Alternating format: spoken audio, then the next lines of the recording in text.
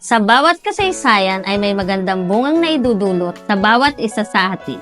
Tulad na lamang ng isang grupong ito na transparokyal na nagdiriwang ng ika-28 anibersaryo dito sa simbahang ito.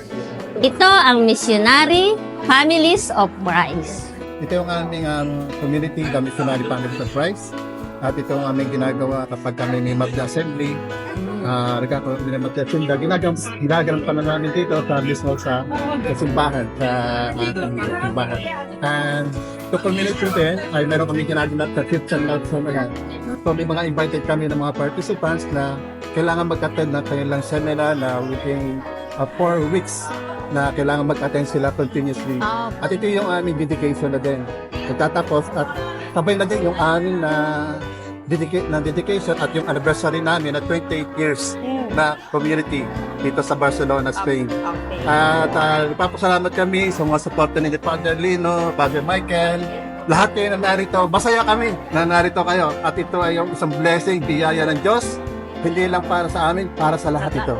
So, inanyayahan ko din po yung ating pong mga immigrant dito, yung mga natutunag dito sa Barcelona, Spain, lalong-lalo po sa mga mag-asawahan o individual na makapag-join po tayo sa iba't ibang community dito na naka dito sa attach sa simbahan. Marami tayong community, hindi lang po sa amin, sa iba ay sa iba. At long kung saan kayo mas masaya makapag-serve sa Panginoon, at ganoon din kung saan kayo pwede yung oras ninyo, yung panahon ninyo.